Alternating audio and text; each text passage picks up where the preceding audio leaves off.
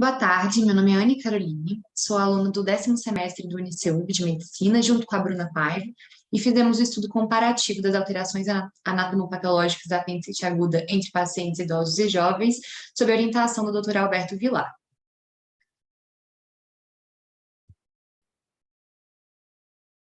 Bom, a apendicite aguda, ela é uma das causas mais prevalentes de dor abdominal, o que torna essa patologia extremamente significante, e normalmente ela acontece mais abaixo de pacientes de 30 anos, né? Então, pacientes com idades mais avançadas normalmente têm uma apresentação que foge um pouco da normalidade, e isso faz com que eles tenham um diagnóstico mais tardio e mais complicações. Como a população está tendo um aumento da expectativa de vida, é muito importante a gente entender cada vez mais esse cenário de apendicite nos idosos para ter um manejo melhor disso, né? E eles têm uma resposta fisiológica alterada, achados clínicos um pouco diferentes, e tudo isso favorece um diagnóstico mais atrasado, né? E a progressão deles para uma apendicite perfurada também é mais fácil.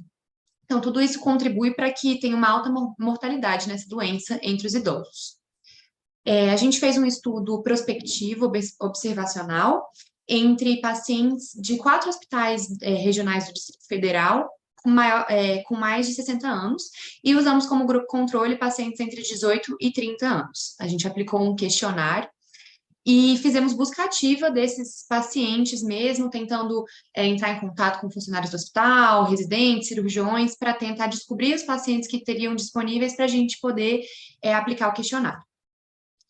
O questionário, então, ele avaliava principalmente as comorbidades associadas, o primeiro sintoma, o quadro clínico, o tempo do paciente, que é o tempo de espera dele ter os sintomas e procurar uma ajuda médica, o exame físico, o exame complementar, métodos diagnósticos utilizados, via de até cirúrgico, a classificação da apendicite aguda, achados anatomopatológicos e complicações pós-operatórias, além do tempo de internação.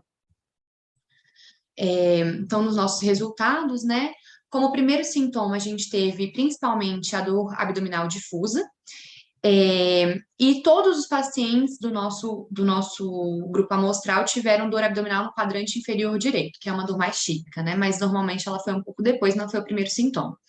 Apenas o paciente jovem teve febre e parada de eliminação de flatos, nenhum dos idosos apresentou um quadro febril. O tempo do paciente dessa espera, né, demorou de 12 horas a 7 dias, e os exames tiveram alterações nos idosos, 2 idosos tiveram leucocitose aumentada, né, e creatinina sérica elevada também, e todos os pacientes foram submetidos a uma tomografia computadorizada, sendo que um dos idosos precisou também de uma ultrassonografia para chegar nesse diagnóstico. A via de acesso para todos foi uma incisão mediana, e na classificação a gente teve uma apendicite perfurada no jovem, uma apendicite supurativa no idoso e apendicite catarral nos outros 2 idosos. De achados anatomopatológicos, todos os idosos tiveram lume estreito do apêndice, e alguns deles tiveram infiltração gordurosa e necrose também. Como complicações, um dos idosos teve um achado de neoplasia benigna, e o tempo de internação variou de 24 a 48 horas. Então, justamente por cursar com um quadro clínico menos clássico do que os jovens, né, o tempo de diagnóstico é um pouco prolongado, mas com a tomografia, todos conseguiram ter o diagnóstico e ter a cirurgia realizada rapidamente. Então, o que a gente achou em comum realmente foi o estreitamento do lúmen do apêndice, que é um processo mais comum no envelhecimento e que acaba favorecendo essa patologia e complicações dela.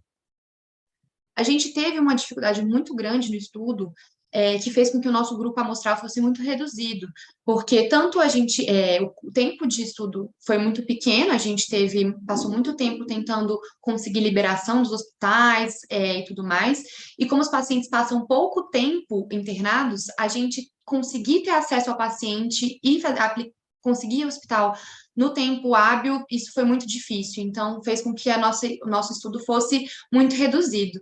Mas a gente teve alguns achados nesse pequeno grupo amostral que a gente teve, muito significativos, e a gente acredita que essa pesquisa, tendo um tempo de pesquisa maior, com uma pessoa que faça parte da equipe cirúrgica como parte, é muito promissora e pode crescer bastante. Aqui estão as nossas referências. Muito obrigada.